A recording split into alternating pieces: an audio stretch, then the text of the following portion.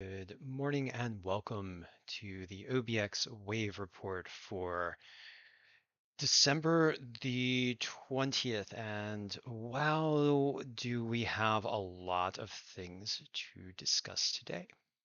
But before I get into our discussion, I would like to thank all of you who have been supporting the OBX Wave Report and watching it and getting these reports on a daily basis. I do hope that they are helpful for you both as you plan your beach trips and your surf trips and monitor weather across the United States and the North Atlantic, and as you continue to be interested in the impacts of the climate crisis on the coastline where so many of us live and love to live. Um, and before this report for today, I would like to address a few comments from our valued viewers. Um, and I, a couple of days ago, I posted two video blogs that discussed a recent clean energy breakthrough by the national laboratories where a laser was used to sustain a hydrogen reaction, and this has long been a hydrogen fusion reaction. And this has long been viewed as a goal for energy independence advocates for decades and decades, and for sustainability advocates because fusion energy is a form of clean energy. And for those who look to replace the burning of harmful fossil fuels with cleaner energy sources that allow for the sustainability of US and human civilization on past the 21st century. And I have received a number of the expected comments and replies on this kind of a breakthrough. A number of the there's a whole range of responses that tends to come from one of these events, and I think one of the things that we need to do is to keep things in context, and just say that, we have a breakthrough here, but it's probably not a silver bullet. But on the flip side, I don't think it's all very healthy to go down the rabbit hole into, oh, we're all doomed and none of this is going to work, even though we have positive steps. So some of the comments that have come up are in in the line of, this is not going to help us anyway. It's, pie in the sky. Um, and I've also heard some comments in the range of, well, we don't really need to do anything because this is going to solve all our problems. And in my opinion, I disagree with both of those responses. I think that the tendency to flip either into doom saying or a complacent kind of attitude, a sense of inevitability, on either side is not a healthy response. We didn't get here to cold fusion ignition and sustained reaction by thinking that we were doomed or that things were inevitable. We put forth the effort. Researchers worked for decades and decades to achieve this milestone, and now we have some results that may provide a path forward for a more rapid deployment of hydrogen fusion energy. We don't know that yet, and we won't know it until we try. And in addition to that, we also have presently numerous viable clean energy sources in the form of wind, solar, water power, and related coordinate technologies such as electric vehicles and increasingly more potent and capable battery systems, as well as methodologies for making grids smarter. So all of these tools are tools in our quiver for building a sustainable future so long as we as we keep it together. I don't believe in fate. I believe in destiny, and destiny is destination. Destiny is the future we make by making the choices that we do. And though we as individuals may seem or may feel that we are powerless in the broader skein of things in this massive world, I think we should also recognize that our actions and our communications as individuals have an influence on the destiny or the final destination or the path, I guess, as you were. Maybe final destination in and of itself isn't even really an appropriate term because everything is always moving, everything is always in flux. And we are always responding both as individuals and as members of humanity. So so my counter argument to the doomsayers and the inevitability types and the everything's going to be all right and we all should just kind of just lay around and be complacent types is that no, none of that is right. I don't think so. Respectfully and assertively, I don't think that's right. I think that what we choose to do and that languishing is a choice. Languishing in doom or languishing in complacency is a choice. And so is action. And the focus here on the coastal community defense side is to act. And it's one of the reasons why we brought up the subject of this major milestone, this amazing breakthrough at the national laboratories, and showing that looks like we may have another arrow in our quiver, in our sustainability quiver, for fighting the climate crisis and bringing down those emissions rapidly so that we can save our coastal communities from the ramping impacts of human-caused climate change. So that's, I didn't specifically call out any commenter, and I don't think I will, but I did want to address some of the comments coming in. Please do not demonize us. Please do not demonetize us. Please continue to support our work here at the OBX Wave Report as we continue to try and inform you on conditions at the beaches with the overall mission to help save our coastal communities from the impacts of climate change driven by fossil fuel burning. And in addition, have some fun along the way. We're going to get in the water. We're going to have some fun surfing, and all of this is in the future. We're gonna give you guys some beautiful shots of our wonderful oceans, and we're going to get into it. We're going to live and we're going to act and we're going to forge a destiny here and we're going to do it together, and we're going to enjoy it as we do it because, well, I mean, acting in an empowered way is freaking awesome. So let's just do it. Let's get to it. And take this journey with me. None of us are perfect. It's all a process, and we're all going to improve as we go. So thank you for taking part in this with me. And for those of you who want to be complacent or focus on doom and kind of just say, oh, I don't really have anything, there's no responsibility for me or I have no effect. I'm just a little, you know, impotent snowflake floating around in the great winds of the world. I just want to counter that by saying you can have destiny too. You can make a destiny. You can move yourself through the powerful forces that are surrounding you.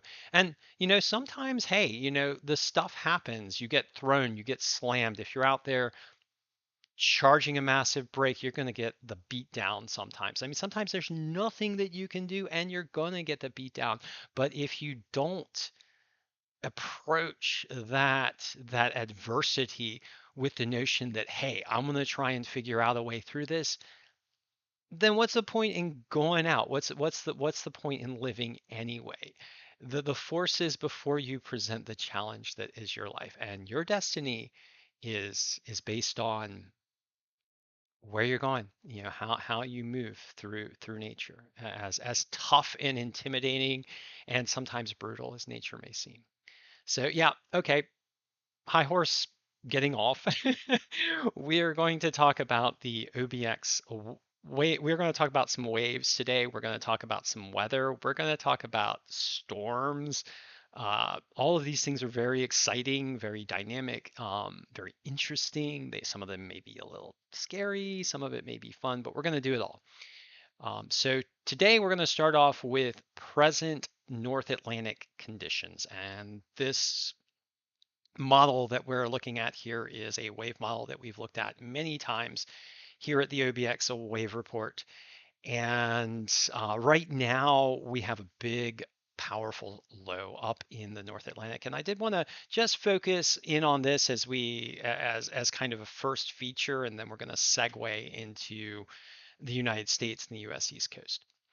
But this big North Atlantic low here, southeast of Iceland and west of the UK, is pumping out some serious swells in the range of about 34 feet, significant wave heights out just south of Iceland here, running to the south. And this is mainly a shipping lanes kind of issue out here south of Iceland. But I'd just like to note the west facing beaches of Ireland and Scotland, particularly Ireland, um, are getting wave heights in the range of significant wave heights in the range of 22 feet just offshore. I don't know how these are lining up onshore.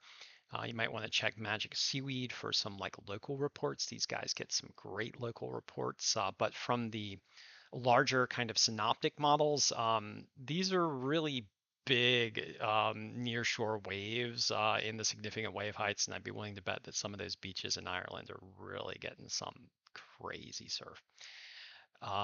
It's also worth noting that Western Europe is getting a bit of a swell just generally here. The beaches in France offshore are about 8 feet just offshore in the offshore environment. These don't always translate to the onshore, but it is kind of interesting to look at this. And also 10 foot in the 10-foot range just offshore of Spain and Portugal. So looking at our friends on the other side of the pond, as it were, you brave cold water surfers out there.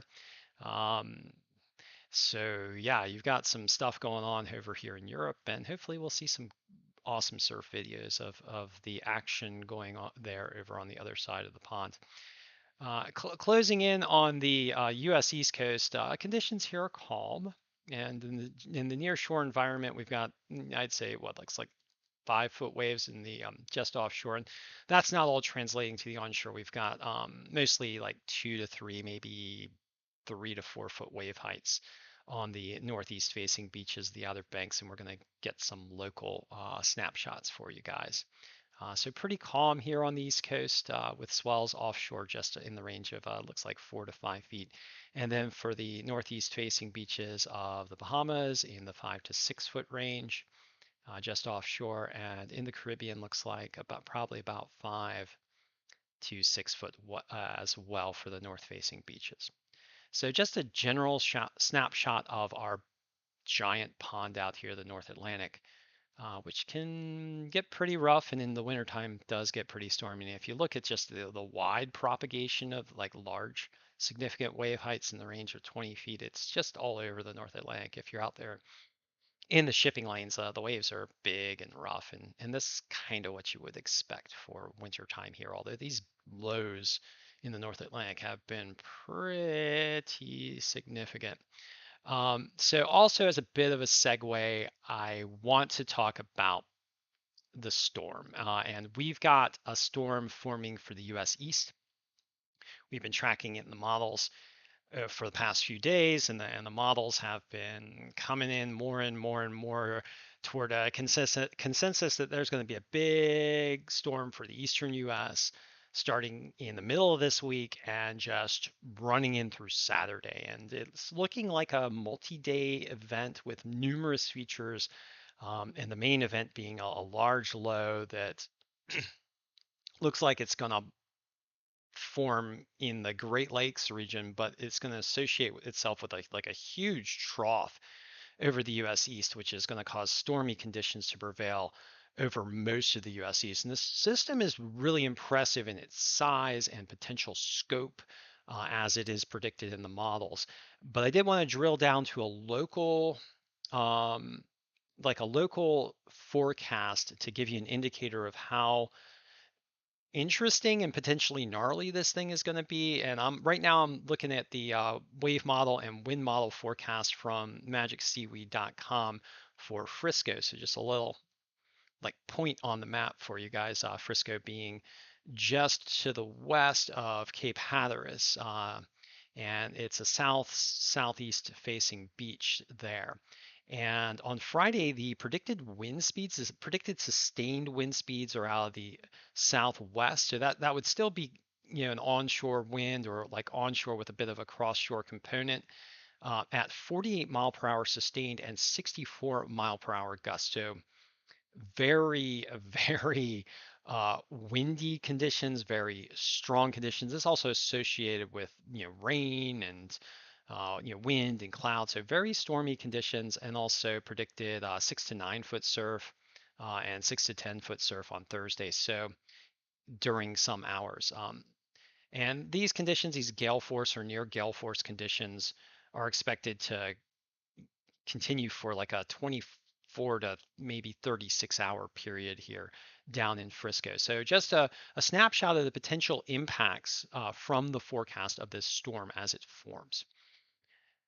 At present, conditions across the Outer Banks are partly cloudy to cloudy. It's relatively calm, although winds are pretty strong out of the north, but the storm conditions have not yet begun to take hold. And this is actually, let's advance this. This is a satellite shot from yesterday afternoon, and what you can see is some of the clouds beginning to form here as our stormy impulse begins to take shape.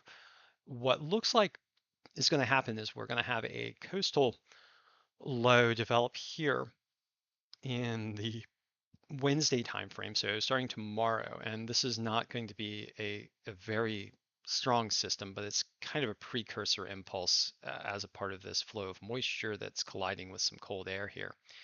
And then a larger trough begins to dig in that creates this broad area of low pressure in the Thursday and Friday timeframe, reaching from the Great Lakes down to the East Coast. And the most stormy impacts, the most severe stormy impacts appear to be centering on the U.S. Northeast and the Northeast coastline. If the trough digs deeper, the impacts for the Outer Banks in the Mid-Atlantic tend to be a bit more severe. But at present, it seems like the system is going to focus a little bit more to the north, and we'll get into that more as we go into the wave report here. And at present, in the infrared, you can see that that stormy area over Texas from yesterday afternoon has proceeded into the Gulf of Mexico. And this impulse is expected to ride up along a, a conflict zone, a kind of a front that's been draped over the Atlantic here, just off the US East Coast, down into the Gulf of Mexico and streaming on down into the Pacific, also providing an avenue for moisture flow and energy for any developing storm system. This impulse is expected to move off the Georgia and Carolina coast later today and into early tomorrow and develop a bit of a circulation there. So um, it's likely that I think we will start to get some stormier conditions in the Outer Banks starting on Wednesday rather than Thursday, given this impulse. But then the main event will be the larger impulse coming down as the jet stream dips and creates a broad trough over the US East. All right, so we're going to talk more about all the stuffs involving this storm, but first let me give you the wave reports for selected locations across the Outer Banks. And we're going to start off with Jeanette's Pier, if I can get everything organized. I've got things falling off my little desk area here. Okay, so starting with Jeanette's Pier at present, conditions for Jeanette's Pier are 2 to 3 foot waves. So waves in the smaller range, but still likely rideable. So 2 to 3 foot waves down there at Jeanette's Pier, with the wave period for the primary swell at 14 seconds and for the secondary swell at 6 seconds. Winds are out of the north, so kind of onshore because we got this northeast cant to the coastline here. Maybe a little bit of a cross shore component, but mostly onshore coming out of the north. At 16 miles per hour, so pretty blustery, not too crazy, but still it's got a little kick to it. Air temperatures are 42 degrees Fahrenheit with ocean temperatures in the 53-degree Fahrenheit range. And ocean temperatures are coming down, so you're going to need to pay more and more attention to your cold weather protection because it's just generally getting colder, although temperatures at the beach have trended higher than the forecast. Yesterday I was down at the beach at Jeanette's Pier and air temperatures were in the range of 46 or 47 degrees Fahrenheit despite a forecast in the lower to mid 40s. So a little bit warmer at the beaches because of that ocean influence, although that ocean at 53 is starting to get pretty cold. Weather conditions are partly cloudy with an expected high today of 44 degrees Fahrenheit. Might see a little bit warmer than that at the beaches. Moving down the coastline, we're going to go to Esterns for our second observation. So going on past Oregon Inlet to the Hatteras Island, the Pea Island National Wildlife Refuge, just past the Oregon Inlet Life Saving Station. And we're going to go down here to Esterns, which is just north of the famous boilers out here. Wave heights are also in the range of 2 to 3 feet. So 2 to 3 foot waves there at Esterns. The wave period for the primary swell is 13 seconds, and the secondary swell is coming in at 6 seconds. Winds are out of the north also at 16 miles per hour. And as the shoreline here starts to tilt a bit more to the east, you get more of a cross-shore component, but it's still got a little bit of an onshore component as well. Air temperatures are right now ranging around 44 degrees Fahrenheit in this area, with ocean water temperatures around 54 degrees Fahrenheit. So ocean water temperatures are also coming down, probably due to colder air conditions in the near shore environment, cooling off those water temperatures, particularly near the surface. Weather conditions are breezy and cloudy with an expected high today of 45. Might be a little bit warmer down there right at the beach. And last of all, we're going to go down to Buxton, which is still the reigning champion for larger waves in the Outer Banks. There is definitely something about Buxton. So moving on to these are the North Buxton beaches off of Hatteras Island here. And presently the wave conditions at Buxton are 3 to 4 feet with 3 to 4 foot waves, a bit larger there as the swells form up over there at Buxton. The wave period for Buxton for the primary swell is 13 seconds, and then for the secondary swell is 6 seconds. Winds are also out of the north, but at Buxton coming in at about 20 miles per hour. At Buxton, the angle of the beach tilts more to the east with actually a slight south-facing component. So winds out of the north are cross shore with maybe a little bit of a slight offshore component. The air temperature at Buxton at present is 45 degrees Fahrenheit, and the ocean water temperature is 59 degrees Fahrenheit. I did not get a weather observation or weather forecast observation for Buxton today. Mea culpa. I'm just going to pull that up for you guys really quick here. So weather conditions at Buxton right now are breezy, partly cloudy, and the expected high temperature for today is 46 degrees Fahrenheit. Also likely a little bit warmer right there at the beach near the ocean. And the south-facing beaches here are still, the waves are still small. We don't yet have a strong enough weather influence to pump those waves up. So waves ranging in the 1 to 2, maybe 3 foot range if you're lucky. So that's a brief overview of wave conditions for select locations at the Outer Banks. Let's go back to talking about our storm here. Going to look at first I'm going to look at the global forecast system model for precipitation and pressure for the US East Coast. And then I'm going to drill down a little bit more and look at some broader GFS based predictions for pressure and wind speed. I don't know, maybe we'll look at some waves too. We'll see. I haven't thrown waves into this, but I think maybe it might be interesting to look at the wave forecast as well.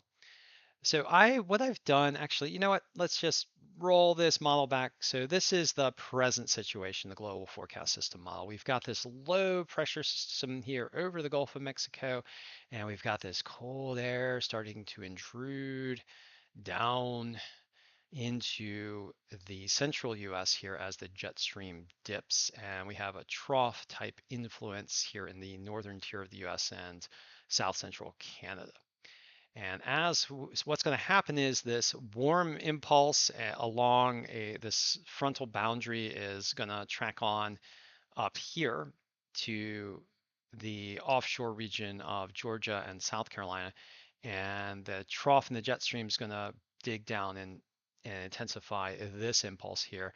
And what appears to be happening is that there's going to be a bit of a match between the strength of the low offshore and the strength of the low onshore, and the GFS model has the strength of the low onshore winning, so that'll change the character of this storm more into like one that brings in strong southerly and easterly winds from a storm that would be typically like kind of a nor'easter type event. And so let's go ahead and run the models. So we have the impulse running off of Florida and a bit of a swirl also developing off the coast of Georgia and South Carolina as we were predicting. The trough type influence beginning to form in the northern tier, but it's relatively disorganized at this point, this being Wednesday. But we do start to see maybe, let's advance a frame. Yeah, so we do start to see some potentially stormy influence, not too bad for the extreme southern Outer Banks by late Wednesday. Um, and then as we head further on into Wednesday, the main impulse for the system moves offshore with a little bit of a lingering swirl here off the Outer Banks as the overland low begins to develop and rapidly move across the central US into Thursday. And then we start to tap into the Gulf and the Atlantic moisture as these two systems begin to converge. And so we have this impulse intensifying across North Carolina, Virginia, the Mid-Atlantic, and then the main low of the trough beginning to form here just south of the Great Lakes on Thursday. And then running into Friday, the storm really gets its act together as it dips down into a very broad 984.5 millibar system on Friday with this very large rain and wind field that covers most of the central and northeastern portion of the United States, including the Great Lakes, the Ohio River Valley, the U.S. Northeast, Mid-Atlantic, and draping on down through the Outer Banks and even down into the southern tip of Florida. So just like a really big system. And you can see the center of this low pressure trough just kind of bouncing around in this model. So we've got trough that basically runs from the Great Lakes all the way down here to the Mid-Atlantic, and GFS is pinpointing the center of the low here just over the US Northeast. So a bit closer to a coastal system than yesterday's forecast, and we'll just have to keep an eye on this. If it continues to shift more to a coastal system, then the maritime impacts will be greater. And we'll tend to have like more wave type impacts. But even as the low kind of swings down to the coast, it does this kind of bolo effect back over the Great Lakes as it continues to intensify. 959 millibars right now in the model for early Saturday. That's just crazy. That's an extraordinarily powerful storm for the U.S. Northeast. By this time, the Outer Banks influence has mostly exited, and this thing is a major event for the U.S. North and the U.S. Northeast and the Canadian Southeast. But it's still something to look at as a 959 millibar low over land. Yeah, just continues to churn in this model. So a very strong storm expected to develop in this global forecast system model for the eastern US. What does that mean? Let's see if we can get some translations for this low down at the surface. I'm going to go ahead and show you the jet stream map predicted just to show you this crazy dip in the jet stream that is predicted kind of like an omega, classic omega style pattern developing in the jet stream with this deep trough digging down into the US Northeast and the Mid-Atlantic. So you see that thing digging down like that, that's typically indicative of a pretty powerful system that has surface to upper atmosphere.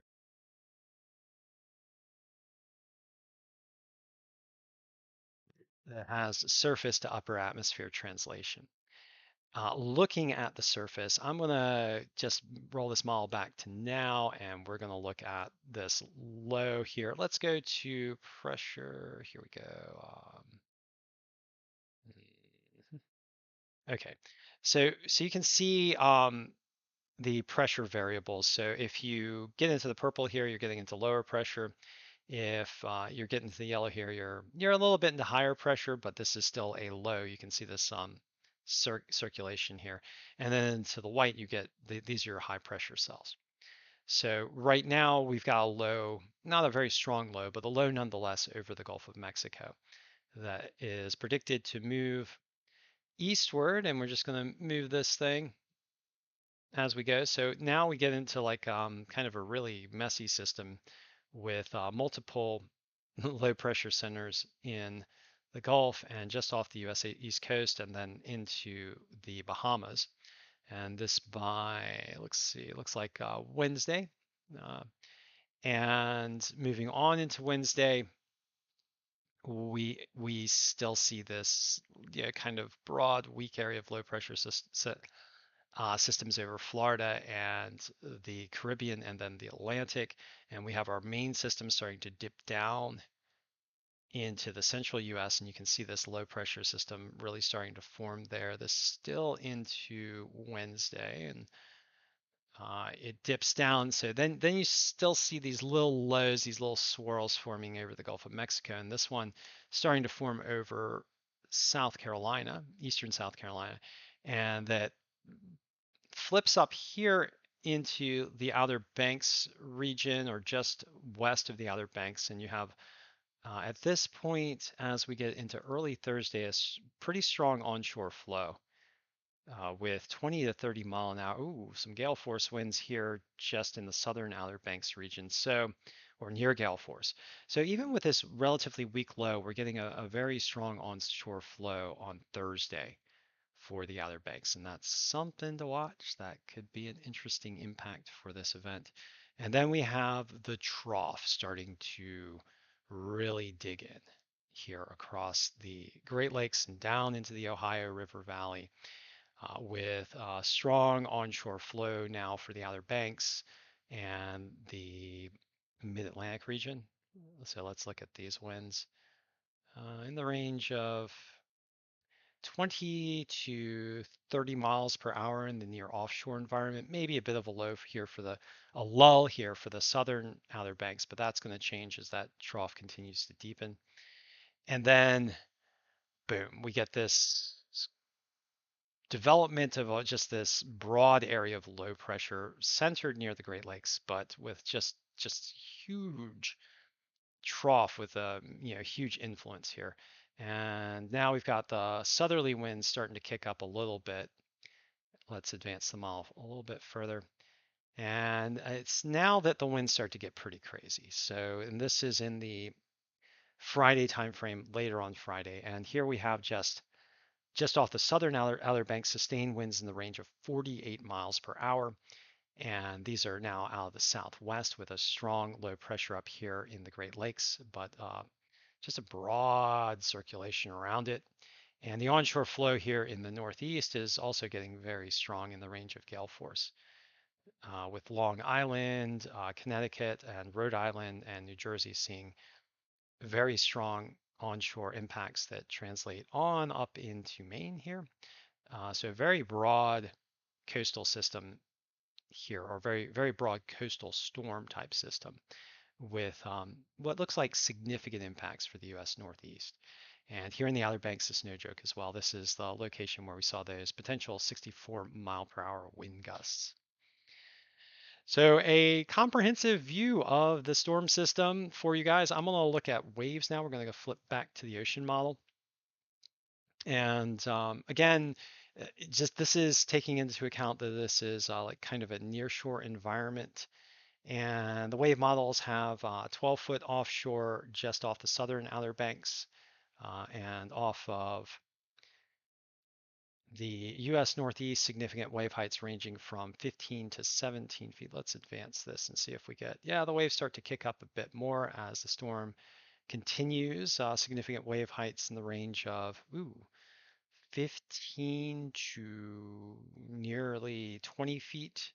Let's just advance. Oh yeah, yeah. So here we go. So as the storm deepens and continues, the waves continue to pump up here across the just off the U.S. East Coast with significant wave heights in the range of 22 feet. Let's just advance it one further. And yeah, so and as the energy shifts more toward the northeast, you get this powerful onshore flow with wave heights continuing to build into late Friday and early Saturday, looking at Maine and just, well, let's see, let's look at these. Yeah, significant wave heights in the range of 27 feet just offshore of Maine and Long Island and Rhode Island, Connecticut, 24-foot significant wave heights. This is pretty powerful ocean system for the nearshore environment. And then, yeah, yeah, it just continues to build as it moves north and as that low continues to deepen. So a powerful low pressure system, not a nor'easter, but a powerful low pressure system, there we call it a southeaster, predicted to develop across the US East to bring very stormy conditions, strong winds, powerful waves, possible beach erosion for some of the beaches that get those onshore flows, and larger waves, particularly for the south-facing beaches of the Outer Banks. So thank you for joining me for today's edition of the OBX Wave Report. I think I might have talked a little bit long this time around, but for those of you who came by and got all this great information, thank you again. And please remember to do everything you can to help save our wonderful coastlines from the impacts of climate change driven by fossil fuel burning.